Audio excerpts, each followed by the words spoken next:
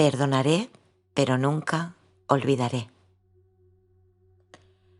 Este tema de perdonaré, pero nunca olvidaré, es una forma de hablar de lo que el folleto El canto de la oración llama el perdón para destruir.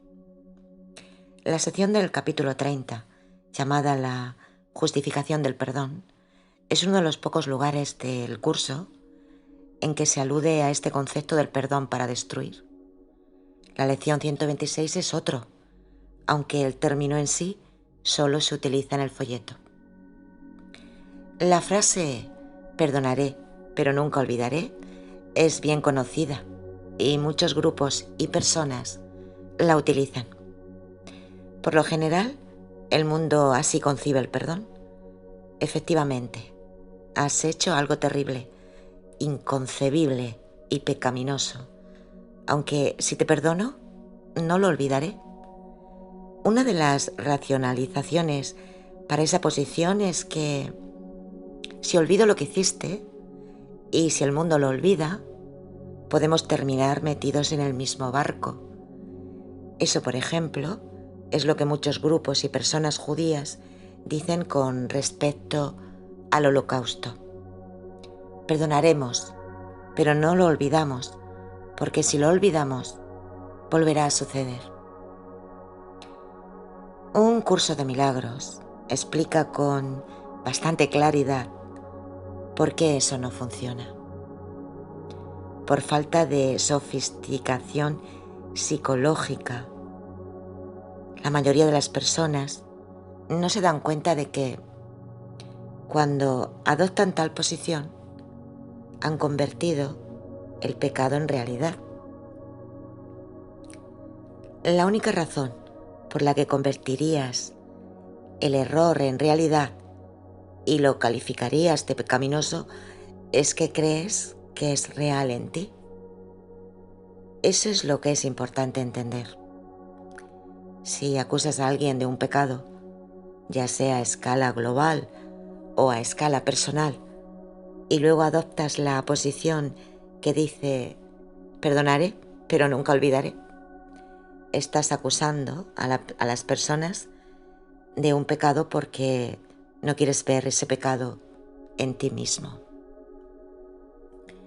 La lección 134, quiero percibir el perdón tal como es, dice que si te ves tentado de acusar a alguien de algo, primero pregúntate, ¿me acusaría a mí mismo de eso? No significa necesariamente que te estés acusando a ti mismo de haber cometido la misma forma del pecado, pero ciertamente de incurrir en el mismo contenido. Por lo tanto, cuando conviertes en realidad el error de otra persona, calificándolo de pecaminoso, cuando lo acusas y lo juzgas por ello, te estás aferrando en secreto a tu propio error, sin saber que lo estás haciendo. Ese es el problema. Aunque en el curso Jesús no cree en el pecado, lo que sería un pecado, entre comillas, es seguir inconsciente de algo que está dentro. Eso es lo peor posible.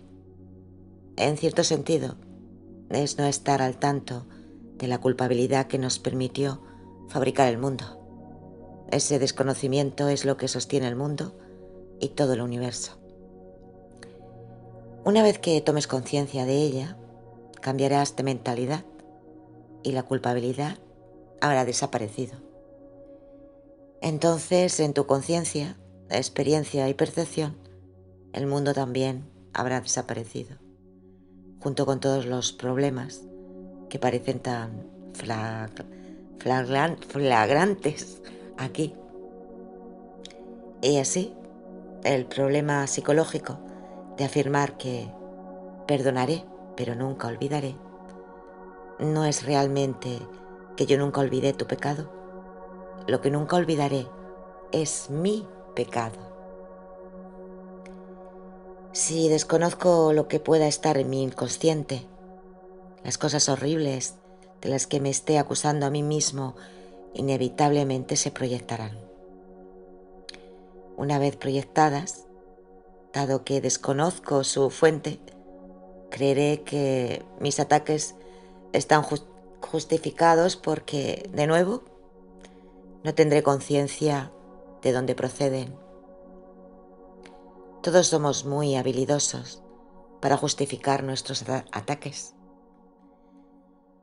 Cuando uno de los grupos de gente, uno de los individuos, una de las razas, una de las naciones, uno de los grupos religiosos adopta la posición que dice: perdonaré, pero nunca olvidaré, asegura que aquello mismo, de lo que está acusando al otro, seguirá sucediendo una y otra vez.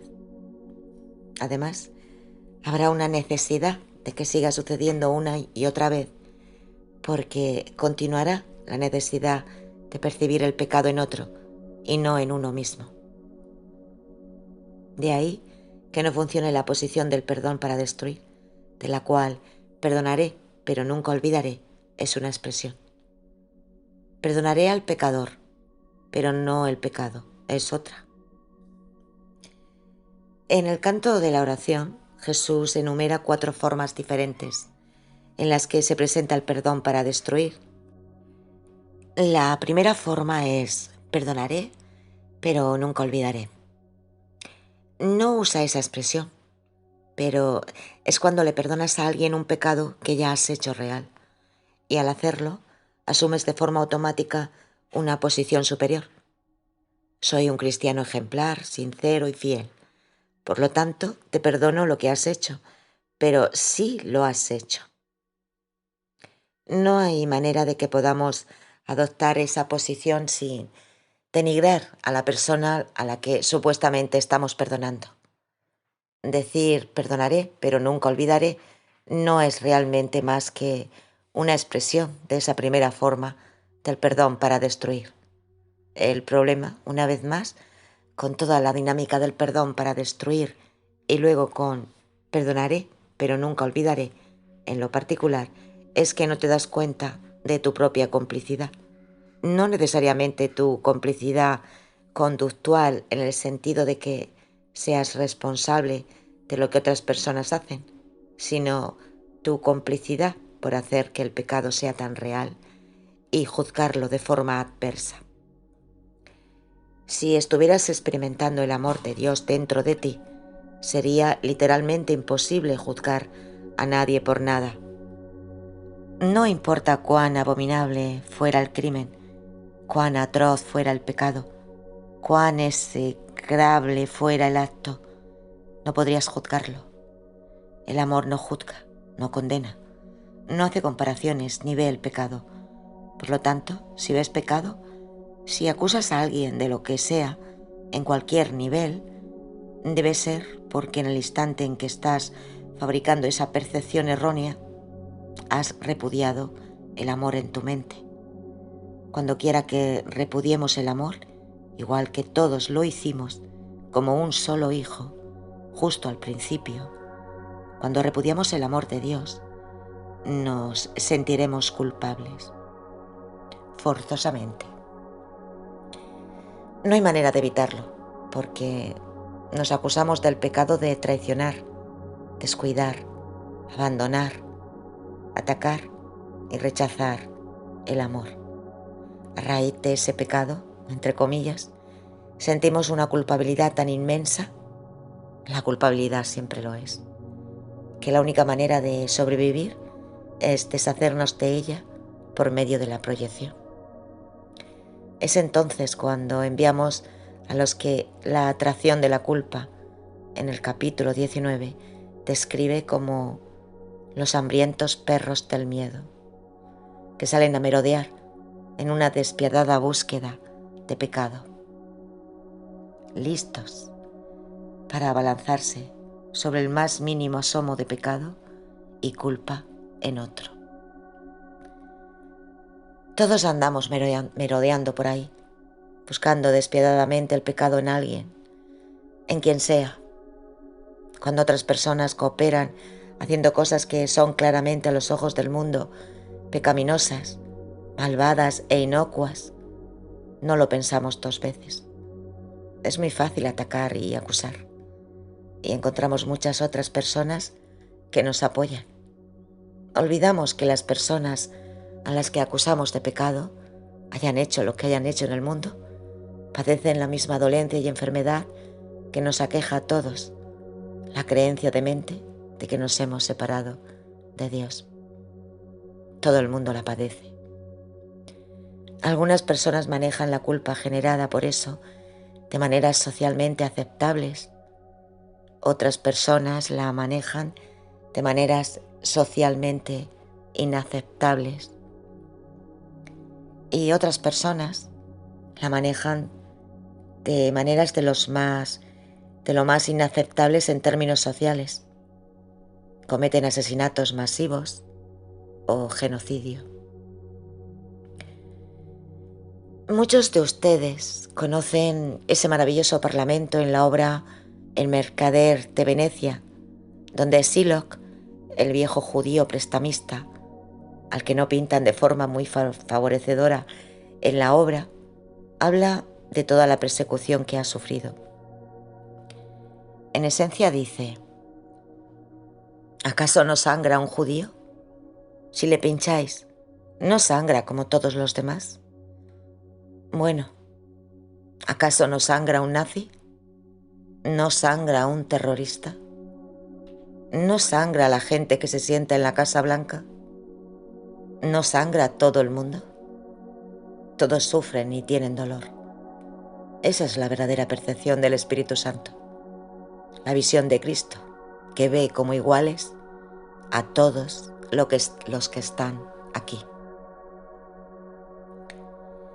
La percepción se enturbia y resulta distorsionada cuando se comienza con la percepción de la propia cualidad pecaminosa. Una vez que creemos, como dice el libro de ejercicios, que somos la morada del mal, de las tinieblas y del pecado, no nos queda más remedio que proyectar eso mismo, en un intento muy poco adaptativo por parte del ego de deshacerse del problema. Esta es una dinámica sumamente exitosa que ha funcionado desde el principio de los tiempos. De hecho, es el comienzo de los tiempos, así como del mundo. Muy eficaz, excepto que realmente no funciona. Es muy eficaz porque no funciona. El ego no quiere que funcione, porque si realmente pudiéramos deshacernos del pecado proyectándolo sobre otra persona y viéndolo ahí, ya no quedaría ningún pecado en nosotros para proyectarlo. El problema es que las ideas no abandonan su fuente. El pecado no abandona su fuente en la mente, lo que significa que tenemos que seguir proyectando. Mientras el pecado y la culpabilidad, términos que podemos usar indistintamente, permanezcan dentro de nosotros, los proyectaremos. No hay forma de que podamos evitar eso. El mundo puede agradecerle a Freud ser el primero que enunció claramente esta dinámica que describió de manera genial. Después de él, otros añadieron más al respecto, pero él fue el primero que describió de forma sistemática cómo funciona. Todo lo que sea inconsciente, de una u otra manera, encontrará su salida, pero sin que lo sepas. Proyectas tu culpa con la mágica esperanza de que puedas deshacerte de ella, pero ahí se queda, lo que significa que tienes que seguir proyectándola. No solo eso, sino que todo el asunto se refuerza, porque en algún nivel sabes que tus acusaciones de otro son falsas, haya hecho la persona lo que haya hecho. No atacas porque la persona haya hecho aquello de lo que la acusas, sino porque crees que tú has hecho aquello de lo que acusas a esa persona. Es un ciclo sin fin, que es la historia del mundo y seguirá siendo la historia del mundo hasta que un individuo en el mundo, porque basta uno solo, sea capaz de alumbrar esa culpabilidad inconsciente con la luz de la verdad. Cuando alumbras la oscuridad, que es lo que significa llevar la oscuridad a la luz desaparece. Y si no hay culpabilidad, no hay proyección. Si no hay proyección, no hay odio, juicio, ataque, asesinato, matanza internacional o genocidio. No hay nada. Pero si tienes la idea insana de que puedes perdonar y no olvidar, y crees que eso es algo bueno, estás asegurando que seguirá sucediendo. Eso es siempre lo que sucede cuando hay un pueblo victimizado y oprimido. Es la historia del mundo. Si son religiosos, puede que traten de perdonar, pero sin olvidar lo que se les hizo. Cuando ellos, con el tiempo, accedan al poder, todos sabemos lo que harán. La historia del mundo es como un sube y baja. Subimos y bajamos. Subimos y bajamos. La Revolución Francesa es probablemente uno de los ejemplos más descarados, flagrantes y sangrientos. Te rebelas y te sublevas por causas aparentemente justificadas.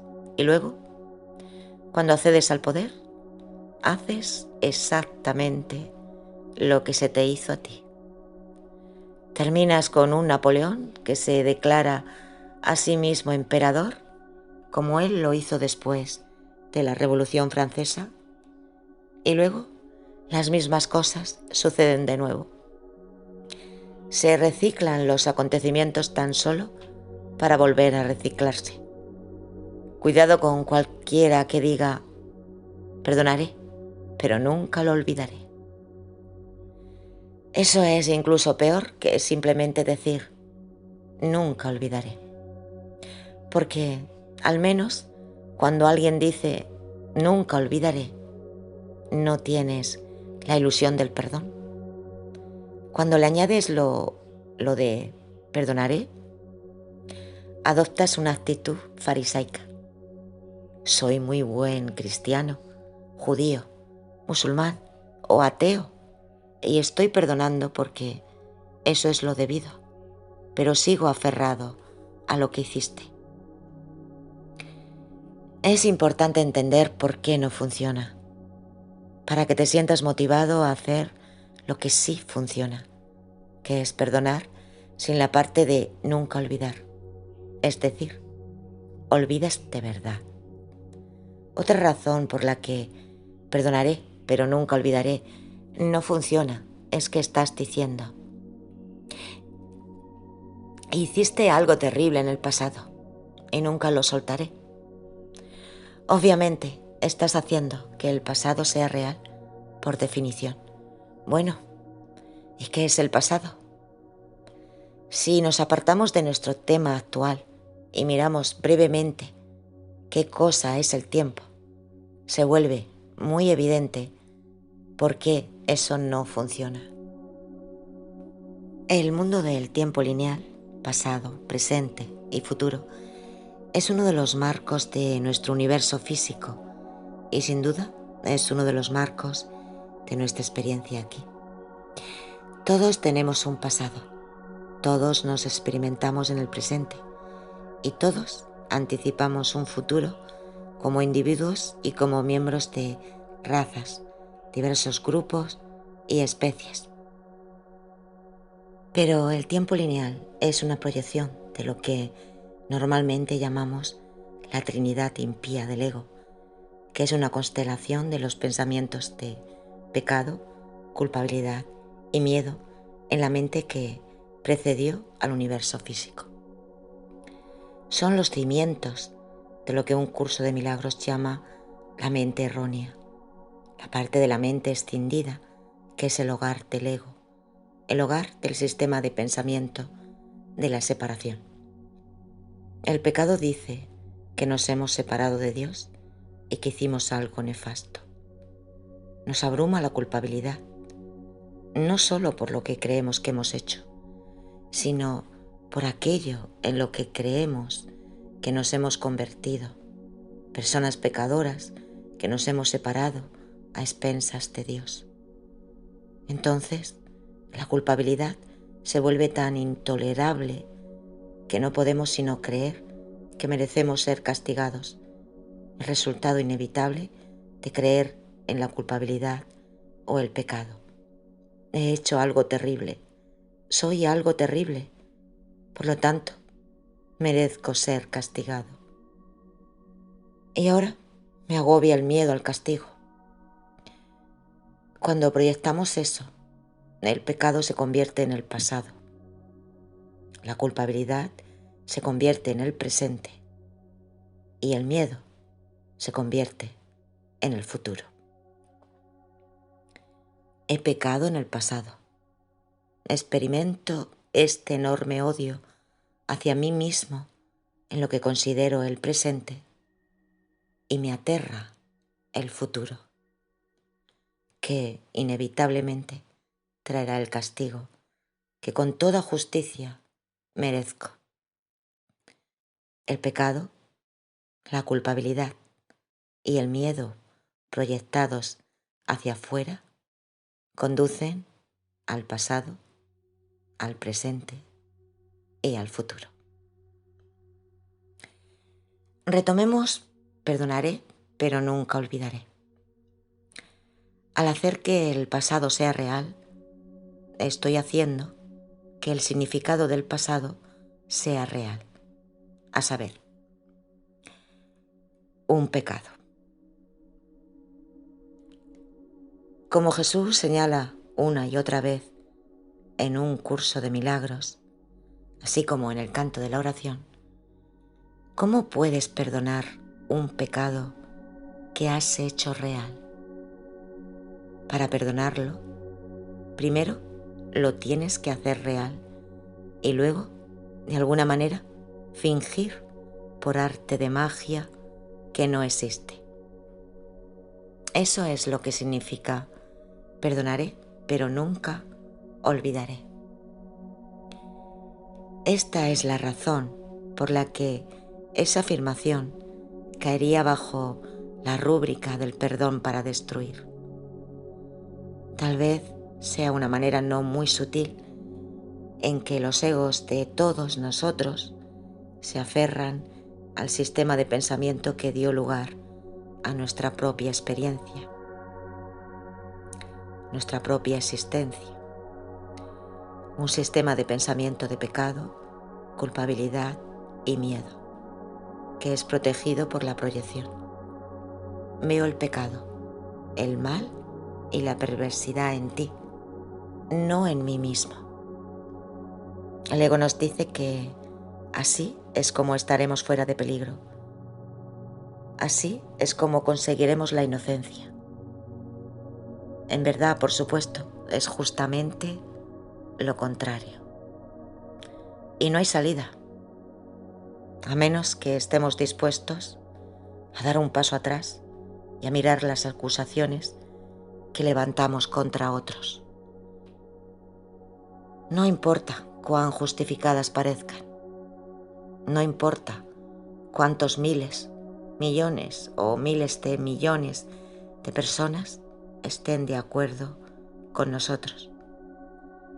Mientras no retrocedamos y veamos más allá de la proyección y el deseo de justificarla, y no nos demos cuenta de que es una proyección de lo que llevamos dentro, no habrá esperanza de que se efectúe ningún cambio significativo en nosotros mismos y ciertamente tampoco en el mundo. Aun cuando la mayoría de los estudiantes del curso pueden en principio aceptar, entender y estar de acuerdo con todo esto, es difícil no estarlo cuando se presenta de esta manera. Les resulta casi imposible llevarlo a cabo debido a un gran temor.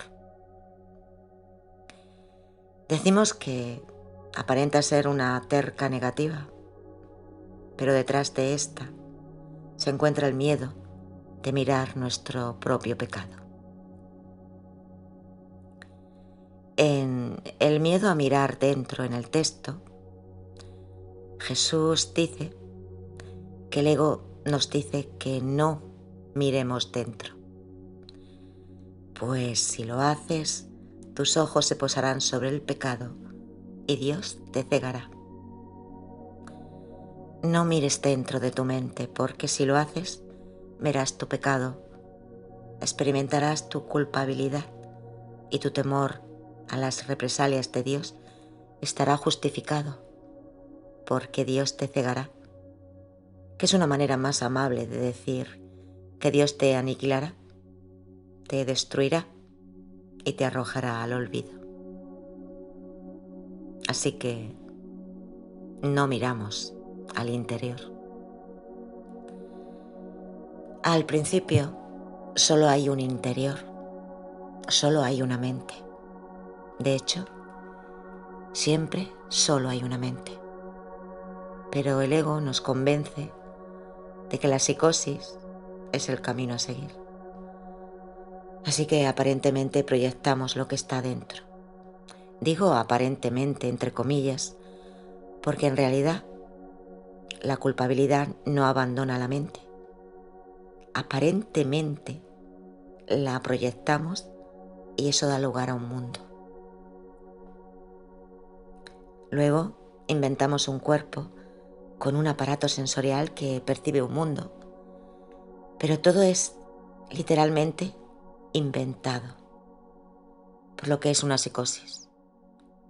Vemos un mundo y experimentamos un cuerpo que no están allí. En nuestra demencia estamos muy seguros de que tenemos razón, porque el cuerpo y el cerebro nos dicen que la tenemos. Los cerebros más inteligentes del mundo nos dicen cómo llegamos hasta aquí, en qué consiste el mundo, cómo surgió y cómo es que algún día dejará de existir. Y todos están equivocados porque no miran dentro. Hay una razón por la que no miramos dentro. Nuestros ojos se posarán sobre el pecado y Dios nos cegará. La proyección siempre llega al rescate y luego atacamos fuera lo que creemos secretamente que está dentro. Eso es lo que se entiende por la línea en el libro de ejercicios que dice: el pensamiento que no perdona protege la proyección. Los pensamientos que no perdonan, nuestros juicios, nuestros enojos, nuestra irritación y nuestros resentimientos, protegen el hecho de que hemos proyectado sobre otras personas los rencores que abrigamos contra nosotros mismos, nuestro propio sentido de pecado y nuestra propia culpa, pero no sabemos que lo hemos hecho. Ese es el problema. No me canso de enfatizarlo. Es nuestro desconocimiento de lo que el curso llama al final del texto nuestros pecados secretos y odios ocultos. Secretos y ocultos. Están fuera de nuestra conciencia. Y mientras no tengamos conciencia de ellos, no hay manera de que puedan ser corregidos y deshechos. Si no se corrigen y se deshacen, se enconarán en el inconsciente e inevitablemente acabarán proyectándose, razón por la cual, una vez más, no hay esperanza legítima de que se produzca ningún cambio significativo en el mundo. La esperanza reside en cambiar de mentalidad, no en cambiar el mundo.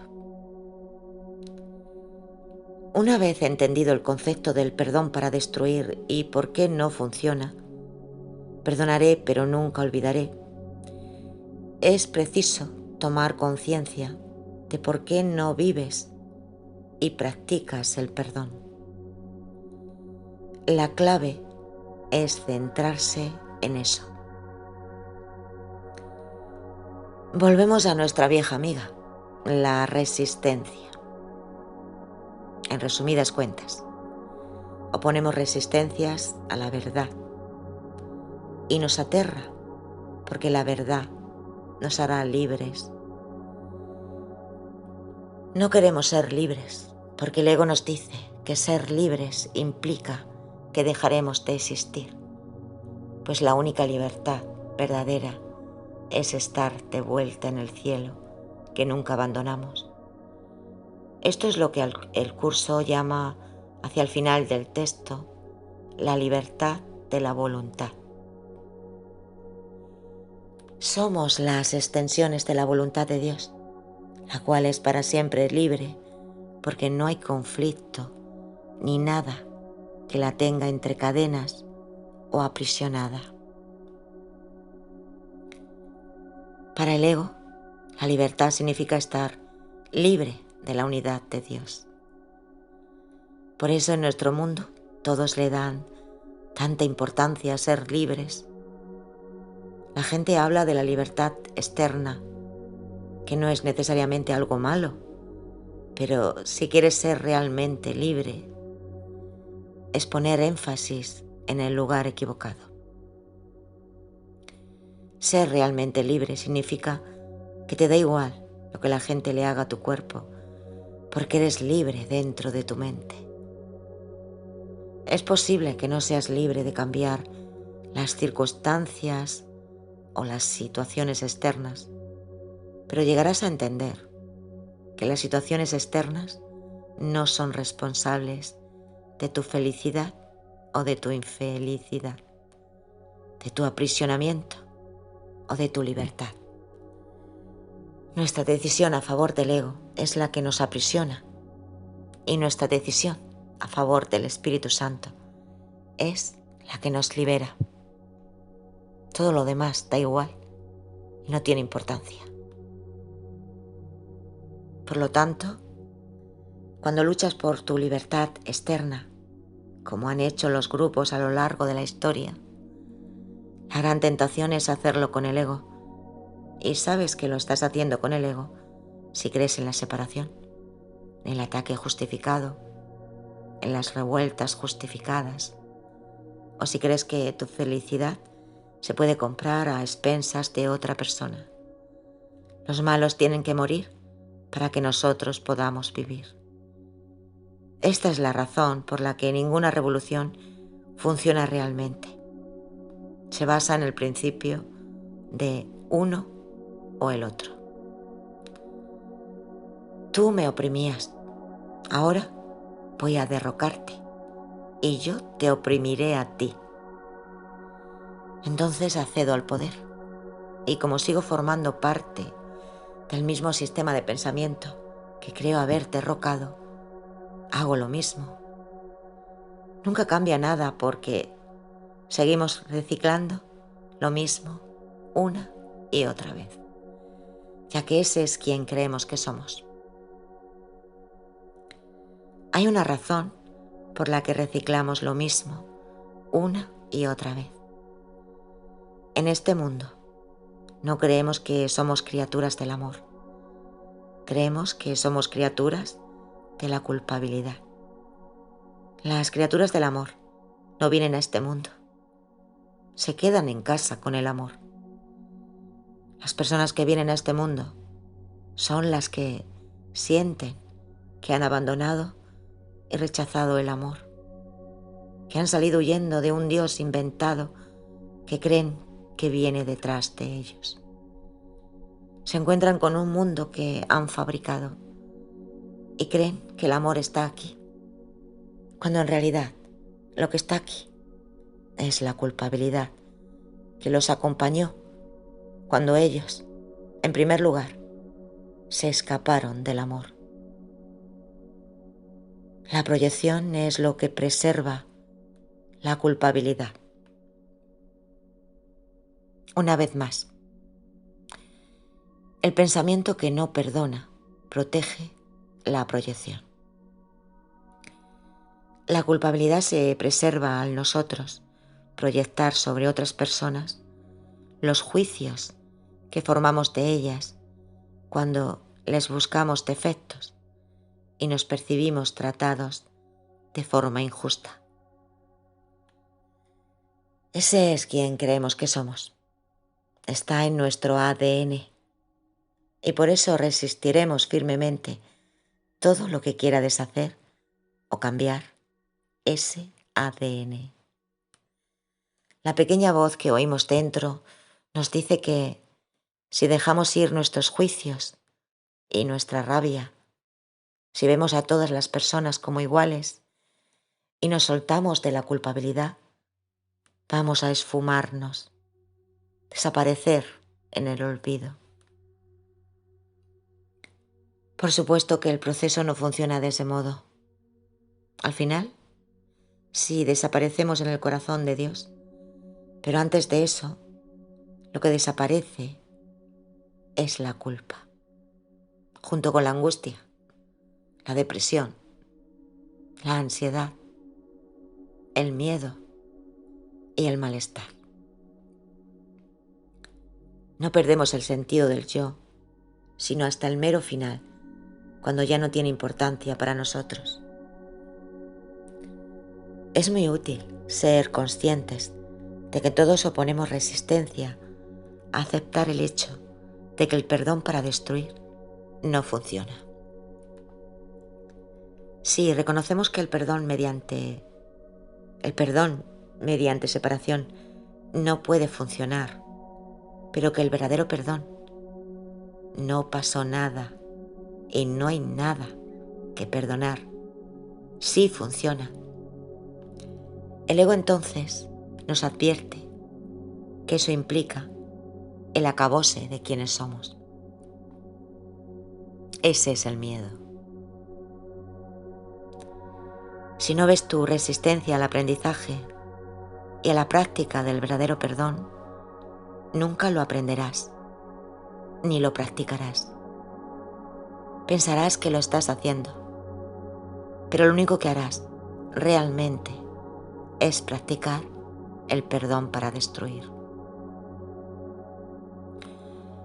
Un último punto. En el canto de la oración, casi al final del segundo capítulo, que es sobre el perdón, Jesús nos dice que no limitemos el perdón a un marco mundano. No limites el perdón a un marco mundano, porque eso es perdón para destruir. ¿Qué quiere decir con un marco mundano? El cuerpo es el marco mundano. Por lo tanto, no veas el perdón como un proceso que ocurre entre tú y otra persona. El perdón es un proceso que ocurre en tu mente.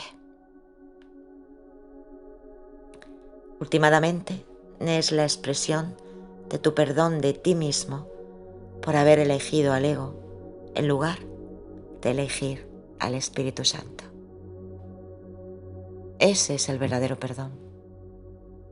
Significa que no aplicarás el perdón de una manera que refuerce y por lo tanto genere mayor separación.